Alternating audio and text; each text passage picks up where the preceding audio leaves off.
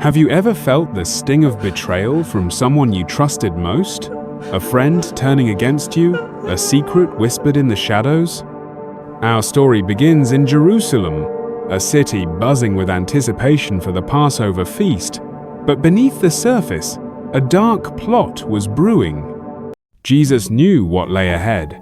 Surrounded by his closest followers, his disciples, he shared a final meal. It was the Passover, a celebration of freedom, but this night held a new meaning. He took bread, broke it, and said, "This is my body, given for you." These simple acts became a powerful symbol of his impending sacrifice. Yet, even in this intimate moment, a shadow loomed. Jesus looked at his disciples, a deep sadness in his eyes, and declared that one of them would betray him. Imagine the shock, the confusion, the whispered denials around that table. It was Judas Iscariot, the keeper of their common purse, who would ultimately succumb to temptation. After the meal, Jesus led his disciples to the Garden of Gethsemane, a place of quiet olive trees.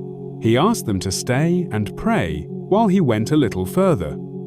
Alone in the darkness, the weight of what was to come pressed down on him. He wrestled in prayer, his anguish so intense that Scripture describes his sweat as being like drops of blood.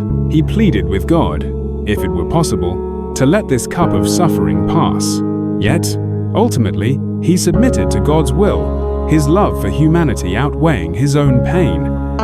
As Jesus finished praying, the stillness of the night was broken by the arrival of a crowd. They were led by Judas, who approached Jesus and greeted him with a kiss, a prearranged signal for the guards to identify him. In that moment, the ultimate betrayal was sealed.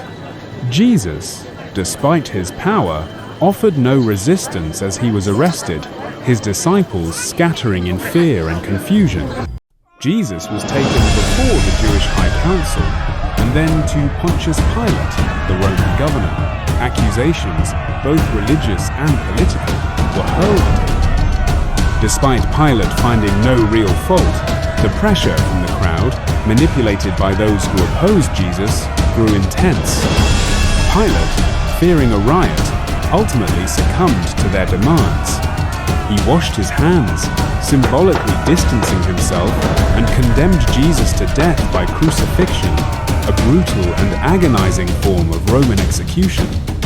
Jesus was led away, forced to carry his own heavy cross.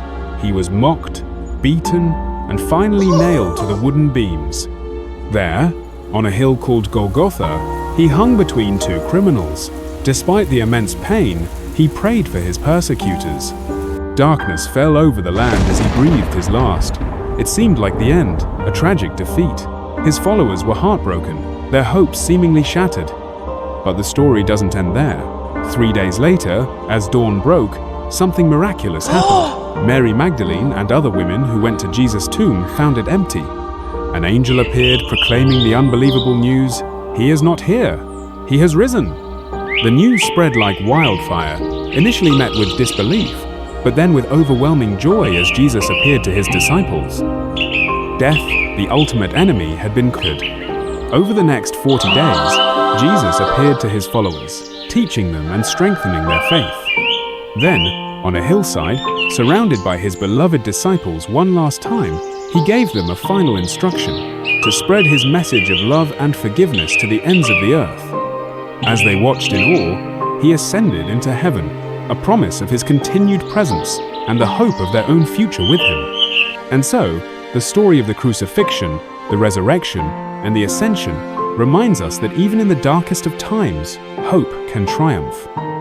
It's a story of ultimate sacrifice, unwavering love, and the promise of a new beginning, a message that continues to resonate deeply within the human heart. Don't forget to like, share, and subscribe to the channel.